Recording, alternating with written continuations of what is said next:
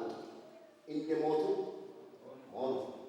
መልአኩ መልሶ ሴቶቹን አላቸው እናንተስ አትፍሩ። አሜን። የተሰቀለውን ኢየሱስን እንድትሹ አውቃለሁና እንደተናገረ ምን ሆኗል? ተነስቷልና በዚህ የለም። የተኛበትን ስፍራ ኑ እዩ። ፈጥናችሁ ሂዱና ከሙታን ተነሳ፣ እነሆ ወደ ገሊላ ይቀድማችኋል፣ በዚያም ታዩታላችሁ ብላችሁ ለደቀ መዛሙርቱ ንገሯቸው። እነሆ ነገሯቸው። በፍርሃትና በታላቅ ደስታም ፈጥነው ከመቃብር ሄዱ። ለደቀ መዛሙርቱ ሊያወሩ ሮጡ። እነሆ ኢየሱስ አገኛቸውና ደስ ይበላችሁ አላቸው። ሁላችሁ አሜን በሉ። ምን ይበላችሁ? ደስ ይበላችሁ አላቸው። እነርሱ ቀርበው እግሩን ይዘው ሰገዱለት። በዚያን ጊዜ ኢየሱስ አትፍሩ፣ ሄዳችሁ ወደ ገሊላ እንዲሄድ ለወንድሞቼ ተናገሩ፣ በዚያም ያዩኛል አላቸው።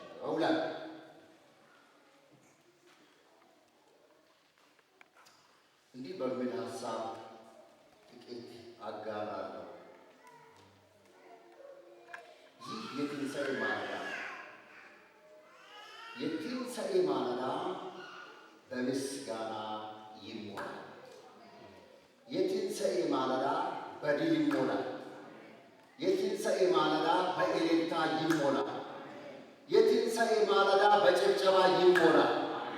የትንሣኤ ማለዳ በምስጋና ይሞላል። እስኪ አውጁ ይልቃል። የትንሣኤ ማለዳ በምስጋና ይታወጅ በሉ እስኪ አውጁ እስኪ የትንሣኤ ማለዳ በምስጋና ይሞላ በሉ እስኪ። ይህ የምን ማለዳ ነው? ሁላችሁ አሁን የምን ማለዳ ነው? የትንሣኤ ማለዳ። የሚገርማችሁ በዚህ ክፍል 3 ነገሮችን አሳያችኋለሁ። በዚህ በሁለቱም ክፍል ውስጥ ለእነዚህ ሴቶች በጣም ከባድ ሆኖ የመሰላቸው ነገር እነዚህ ሴቶች የኢየሱስ ክርስቶስን አስክሬኑን ሊቀቡ ነው ሽቱ ይዞ ይሄዱ። ወደ መቃብር ሲሄዱ ጭንቃቸው አንድ ነበር። ያም ጭንቅ ምንድን ነው? ድንጋዩ ትልቅ ነው። ኢዝ ኤ ግሬት ላለ ጊዜ ኢዝ ኤ ግሬት ስቶን each other they will say who can roll out for us a stone because it's great የሚለው ቃል ሂውጅ ማለት ነው። በጣም ትልቅ ነው ድንጋዩ። በምን ላይ የተገጠመው? በመቃብሩ ላይ የተገጠመው ድንጋይ ሂውጅ ነው፣ ትልቅ ነበር። ማን ነው ይሄ ድንጋይ የሚያንከባልለው? እህቶች የመጀመሪያ የክርስቶስን የትንሣኤን አዋጅ ካበሰሩ ሰዎች የመጀመሪያዎቹ ናቸው። እነዚህ ማርያም የሚባሉ ሳሎሜ የሚባሉ ሽቱ ይዞ ይሄዳሉ። ሲሄዱ ጭንቃቸው ድንጋይ፣ ጭንቃቸው መከራቸው ምንድን ነው? ድንጋይ። ፍርሃታቸው ምንድን ነው? ድንጋይ። ሽቱ ይዞ ነው ይሄዱ። እንዴት አድርገው ሊቀቡት ይችላሉ? እንዴት? እስኪ በሕይወታችሁ ከባድ የሆነ ነገር አስቡ። በሕይወታችሁ ከባድ የሆነ ነገር ምንድን ነው? በሽታ ይሁን፣ ማጣት ይሁን፣ ችግር ይሁን፣ የማታልፉበት ቻሌንጅ ይሁን፣ ይሄም ወረቀት ይሁን እንኳን አሁን ችግራችን ድንጋይ የሆነ ወረቀት ማለት ነው። ይሄም ወረቀት ይሁን ለእኛ ምን ሆኗል? ቻሌንጅ የሆነ ነገር እስኪ በራሳችሁ ግቢት አስቡ። ምንድን ነው ቻሌንጅ? አጠገባችሁ ያለው ሰው ምንድን ነው ያንተ ወይ ያንቺ ቻሌንጅ ነው? ድንጋይ የሆነብኝ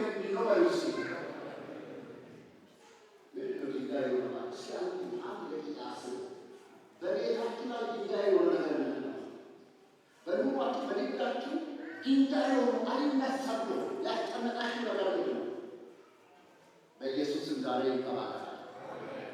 ከዚህ በላይ አሜን። በኢየሱስም ዛሬ ይንከባከላል። ማን ነው? ጭንቃችሁ ይሄ ነው። ቅድም ማርቆስ ወንጌል ምዕራፍ 16 ሲናገር ሰንበትን ካለፈ በኋላ መግደላዊት ማርያም የያዕቆብ እናት ማርያም ሳሎንን መጥተው ሊቀቡት ሽቱ ገዙ። ቁጥር 3 ይላል እርስ በርሳቸው ድንጋዩን ከመቃብር ደጃፍ ማን ያንከባልልናል? ማን who can roll us for us? This stone is very great, is huge.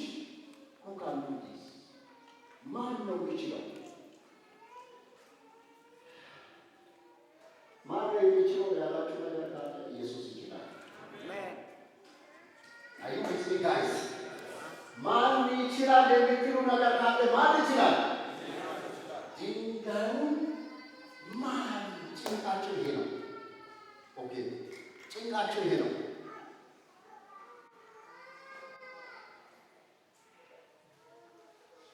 ድንጋዩ ማን ያንከባልልናል የሚለውን ስቃይ ይዞ እየተሰቃዩ ሲሄዱ የማቴዎስ ወንጌል ላይ ደግሞ ምን ይላል?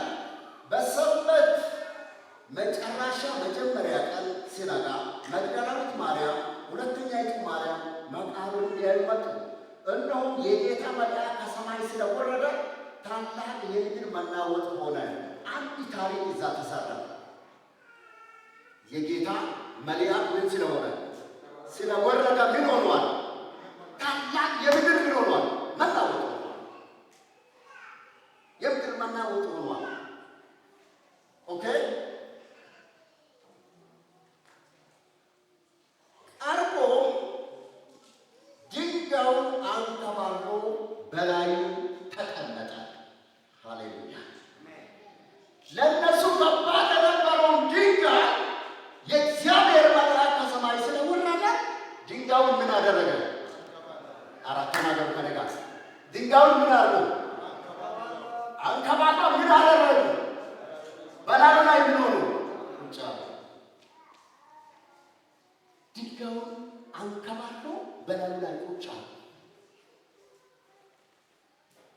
ለእናንተ ከባድ የመሰለ ነገር፣ ድንጋይ የሆነ ነገር፣ አይቻል ያላችሁ ነገር፣ የተዘጋባችሁ ነገር የእግዚአብሔር ኃይል፣ የእግዚአብሔር ክብር፣ የእግዚአብሔር ክንድ፣ የእግዚአብሔር ፓወር ያንን ከእናንተ ላይ ያነሳል ለሚያምን ሰው። ኦኬ እዚህ ሶስት ነገሮችን እንዲታዩ እፈልጋለሁ። የድል ማለዳ በምስጋና ይሞላ። አንደኛው ዋይ ለምንድን ነው በምስጋና የተሞላው ስንል የመጀመሪያ ጭንቃቸው፣ ችግራቸው፣ መከራቸው ሲላቸው የነበረ ነገር ተንከባሎ አይ ድንጋዩ ምን ሆነ? እስኪ ተናገሩ። ድንጋዩ ምን ሆኗል? ተንከባሏል። ስለዚህ በምስጋና ተሞሉ። አሁን ዋው ጭንቃችን የነበረ ምንድን ነው? ድንጋይ ነው። ድንጋይ አሁን ምን ሆኗል? እስኪ ተነስቷል በሉ። ድንጋዩ ምን ሆኗል? ተነስቷል። ስለዚህ ከችግር በኋላ ከመከራ በኋላ ከጭንቅ በኋላ ያላቸው አሁን ምንድን ነው? ደስታ። የደስታ ማለዳ፣ የድል ማለዳ፣ የምስጋና ማለዳ። ዋው ሰርፕራይዝ ሆኑ። ማን ያንከባልልናል እያሉ የነበሩት ድንጋይ ገና ከሩቅ አሻቅቦ ሲያዩ ምን ሆነዋል? እስኪ አጠገባቸው ያለውን ሰው የአንተ ድንጋይ ተንከባሏል በሉ እስኪ በሉ። እንደገና በሉ እስኪ። አንድ ጊዜ አንድ ታሪክ አወራለሁ። አይ ቲንክ ከዚህ በፊትም ያወራው ይመስለኛል። ከዚህ በፊትም አንድ ጊዜ ያወራው ይመስለኛል። አንድ ወዳጄ ሩቅ ቦታ ላይ ነው። እኔ ድሮ ኮሌጅ ሲማር የነበርኩበት አካባቢ ላይ ልጁ የቤተ ክርስቲያን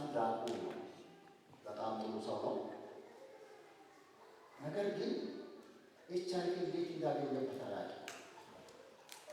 ኤች አይ ቪ አገኘው። ኤች አይ ቪ ሲያገኘው ዶክተር ጋር ሲሄድ ኤች አይ ቪ አለብኝ ተባለ።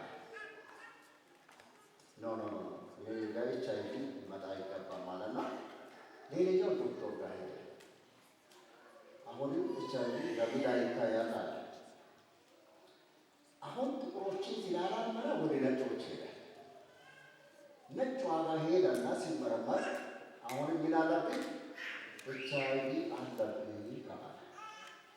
ይሄ ነገር ለልጁ ስቃይ ድንጋይ ሆነ፣ መከራ ሆነ። አንድ የማታውቁ ነገር በሕይወታችሁ ላይ ሲያል ቀላል ነገር እንዳይመስላል። ልጁ የቼክ ዳቁን ነው፣ ጥሩ ሰው ነው፣ ሁላችን የምናምነው ሰው ነው። በእንዲህ አይነት ክፉ ነገር ላይ የማይታመን ሰው ነው። ኤች አይ ቪ አለብኝ ተባለ። ከዛ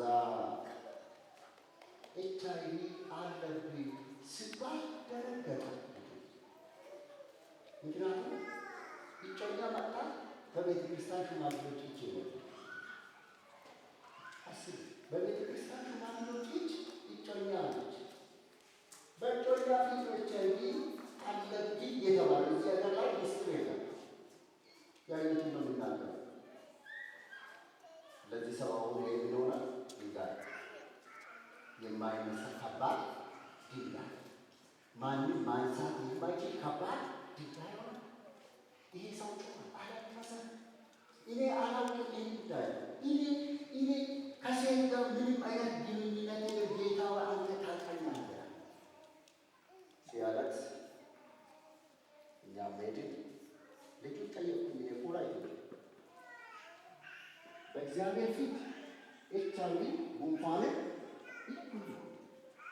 እኛ በአይምሯችን ኤች አይ ቪ ሲለን የምናየው ከባድ አድርገን ነው። ጉንፋንንስ ቀላል አድርገን፣ ግን በእግዚአብሔር ፊት ሁለቱም ምንድን ነው? አሁን ሁለቱም ምንድን ነው? እኩል ነው። ከዛ ብዙ ምክር ሰጠውና ጠየቅኩኝ። ልጁ በእውነት እንዲህ አይነት ክፉ ነገር ተገኝተ ከሆነ ጌታ ምሕረት እንዲሰጥ እንጸልያለን። ነፃ ሆነ ከሆነ ግን እየሰማችሁ ነው። የሚሰማኝ ሰው በእርጋታ ስም ይበላል። ምን አምላክ ተሳስተህ እግዚአብሔር በማይቀር ነገር ውስጥ ገብተህ ከሆነ እንጸልያለን ይላል።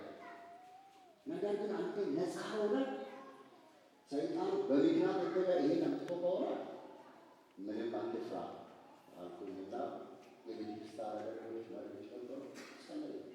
ለሶስት ሰዓት ያህል አንዳንድ ጊዜ ችግር ሲመጣ የሚጸልዩ ጸሎትና ነፃ ጸሎት፣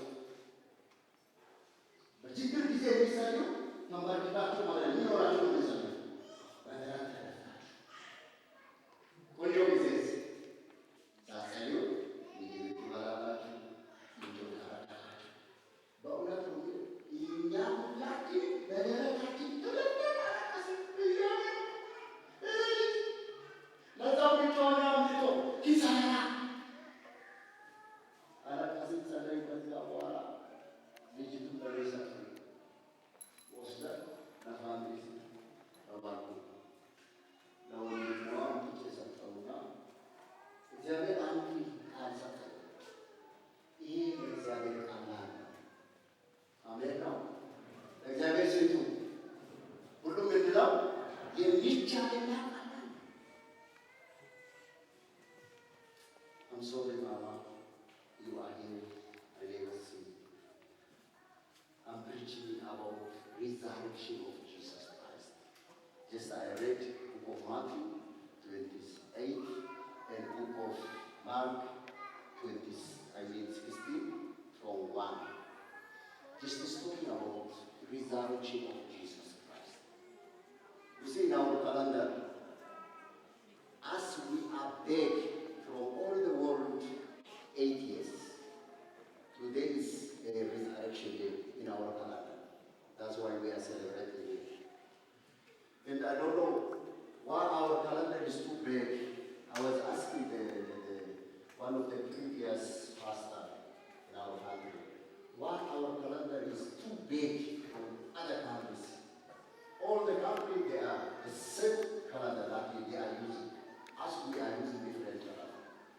So when I ask the pastor, he says, you guys who are not colonized, Ethiopia was not colonized. So the original calendar is still remaining in Ethiopia. That's why you are celebrating the same original calendar. Do you understand what I said? Do you understand, guys? So that's why we are celebrating today, especially that resurrection day. Jesus Christ rose from the dead on the 10th day. So just I'm going to explain some of the words. So the ladies, some of the ladies, they was crying about the stone. The stone was on the top of the womb. The womb was stone because they say this stone, it was very large and great. Who will roll out from tomb for us? That was the challenge of the ladies, that the women. And now, ይሄ ሰው እግዚአብሔር እንዲህ ያለ በየማለዳ ለዚህ ሰው ጸልይ፣ ከእሱ ጋር ስትጸልይ እግዚአብሔር ከእሱ ላይ ድንጋዩን ያንከባልላል አለ። አሜን ብዬ ተቀበሉኝና እኔ ጆሃንስበርግ ነው ያለሁት፣ እሱ ፑመላንጋ ነው ያለው። ሁለታችን ልክ 12 ሰዓት ማለዳ ተንበርክከን እንጸልያለን። እሱ ባለበት እኔ ባለበት እንበረከክና ውሃ አንድ ብርጭቆ ያዝላል ይይዛል። ከዛ በዚህ ውሃ ላይ ጸልይ አሁን ጠጣላለሁ። ውሃን ይጠጣል። ሳምንት ውሃ ጠጣ። አንዳንድ ችግር ሲመጣ እንኳን ሳምንት በአንድ ቀን 3 ሊትር ይጠጣል። እንኳን በየሳምንቱ ውሃ አለ።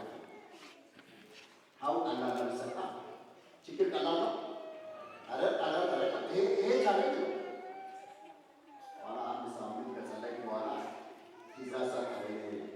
እኔም ዶክተር ነኝና ትእዛዝ ሰጠው። ሂጂና የመጀመሪያ የተመረመርክበት ዶክተር ጋር ተመርመራ። ሄዶ ሲመረመር እንዲህ ተባለ፣ ለልጁ ዕድሜ ማራዘሚያ ተሰጥቷል። ቢገርፉ ዕድሜ ማራዘሚያ ታይቶ ተሰጥቷል። እንዲህ ተባለ፣ ለአንተ ማን መድኃኒት የሰጡ ሰዎች ናቸው። ደሜ ውስጥ እኮ HIV አይታይም፣ ግን ጭላንጭል ነው የሚታየው። ምን ይታያል? ተናገረው በጌታ ምን ይታያል? HIV ሳይሆን ምን ይታያል? የሆነ ጭላንጭል ነው የሚታየው። ይሄ መድኃኒት እንዳትወስድ ነገረኝ። ለኔ ፓስተር መድኃኒቱን እንዳትወስድ እያለ እሺ ምንድነው? ጭላንጭል ነው የሚታየው። ውሃውን ጠጣለ። ጭላንጭሉ ግን ማለት ይጠፋል። አይዞ አንድ ሳምንት 2 ሳምንት እያል 3 ወር ውሃ ጠጣ።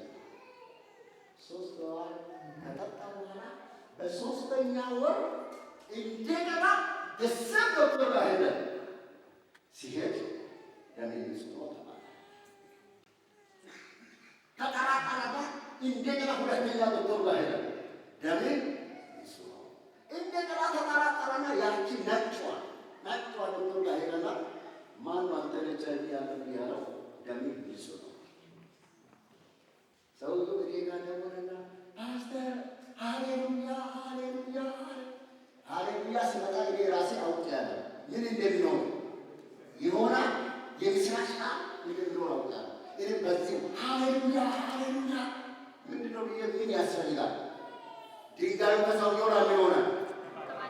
ተናገሩ። ምን ሆኗል? ማን ነው ያንከባለለው? ኢየሱስ ባሉ እስኪ ኢየሱስ ብላችሁ ጥሩ። ከሰውየው ላይ ድንጋዩ ምን ሆኗል? ለዛ ሰው ያ የዲግ ማለዳ ነው። እንኳን HIV ተውና ሱካር አለብህ ሲባል ሰው ስጋ አይኖርም። HIV በዓለም ላይ መድኃኒት የለም ተብሎ የተደመደመ ነው። ሱካር አለብህ፣ ሱካር በስፖርት ያለ በስፖርት አርጎና ሱካር ጨርሶ ሱካር አለብህ ሲባል የሰው ኪሎ አይቀንስም። ድንጋዩን ምን አደረገ? ሁለተኛ ሀሳብ ቶሎ ቶሎ እየሄድኩ ነው። የትንሣኤ ማለዳ ስለሆነ በደንብ ሰቀል ብላችሁ ስሙ። ሁለተኛ ሀሳብ በዚህ በቃል መሰረት ኢየሱስ የምታዩት ለምንድን ነው የምታለቅሱ? ኢየሱስ በዚህ ስፍራ ላይ የለም። ምን ሆኗል? ተነስቷል የሚለውን የምስራችን ድምፅ ሰሙ። የምን ድምፅ? የምን ድምፅ? ምን ሆኗል የሚባለው በዚህ የለም። አትጨነቁ። እሱ ምን ሆኗል? አጠገባችሁ ያለው ሰው ኢየሱስ ተነስቷል ዳስ ይበል ይበሉስ። በኢየሱስ ነገራችሁ ይነሳ። የሞተባችሁ ነገር ይነሳ። የምስራች ድምፅ ምን አደረገ? ሰው ጭንቀታቸው ድንጋይ ነበር። ከድንጋይ ካለፈ በኋላ የምስራች ድምፅ ምን የሚባል ኢየሱስ በዚህ የለም ነው። እናንተ እንዳትጨነቁ ሄዳችሁ ለወንድሞቻችሁ ንገሯቸው። የት ይቀድማል? ገሊላ ይቀድማል ብላችሁ ንገሯቸው። ኢየሱስ ተነስቷል። አንድ ዝማሬ በደንባቸው የምስራችሁ ቃል በደረሰ ያ በምድር ሁሉ ላይ የተሰማ ድምፅ ነው። ባለፈ ኢራን የአሜሪካ ሁለት ፓይሌት ያለው የጦር ጀት መታ የጣለች ጊዜ ብዙ ሰዎች ሶሻል ሚዲያ ስለዚህ ይከታተላሉ። ኢራንና አሜሪካ አሁን በምን ላይ ነው ያለው? በምን ላይ ነው ያለው? በጦርነት አይደለም። ጦርነት ላይ ያሉ ኢራን የአሜሪካን ሁለት ፓይሌት የጫነውን ጀት ምን አደረገች? መታ ጣለች። ስትጥል ለኢራናውያን የምስራች ድምፅ ነው። ምን የሚባል ጠላቶቻችን እንናገናል ይላርጋናል ይለናል። አውሮፕላኑ ተከስክሷል። የሚገርማችሁ ሁለቱ የአሜሪካ ፓይሎቶች አውሮፕላናቸው ተመታ እንጂ እነሱ በፓራሹት ቢሆኑ ወደቁና በተመታበት ስፍራ ላይ እንዳይቆም ወይ እንዳይቀመጥ የሚለው ሕግ አለ። እንደምንም ታንፋቆ ቦታ ይቀይራል። ይሄ ጄኔራል ይሆናል። አሜሪካ ላይ ደግሞ ይሄ በጣም ይሰራል። ይሄን የተጠቀሙ ሁለቱም ፓይለቶች ቦታ ቀይሮ ቁጭ አሉ። በኢራን ላይ ደግሞ አንድ አዋጅ ታወጀ። በኢራን አገር ላይ የጠላትን ጦር የጠላትን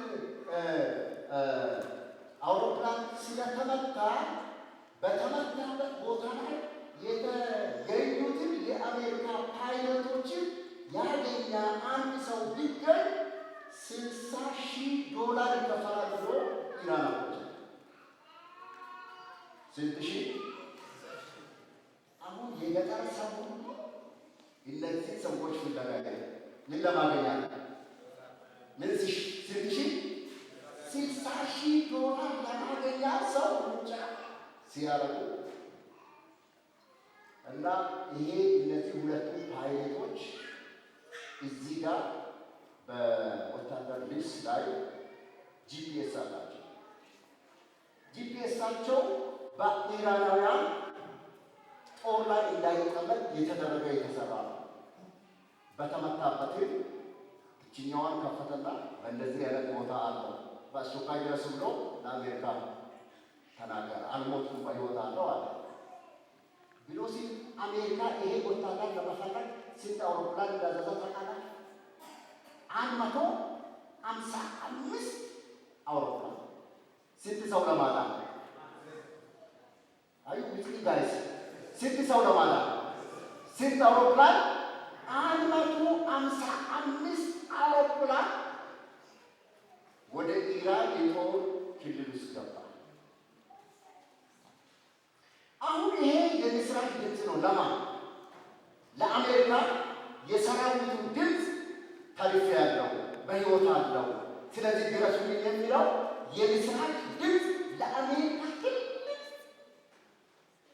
ጋራንቲ ያለው ትልቅ ሞራል ያለው ትልቅ አሜሪካን በጣም ግሬት የሚያደርግ ማለት ነው። ስለዚህ አሜሪካ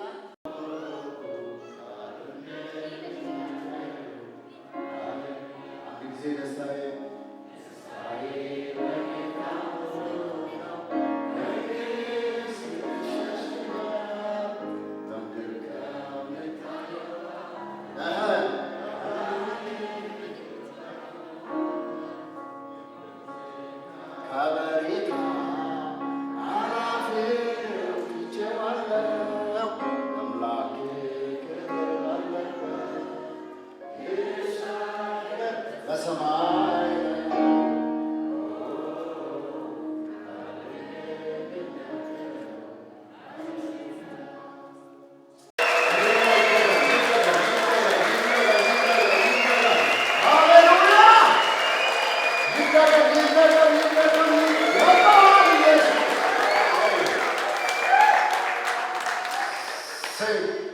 You may sit. May God bless you.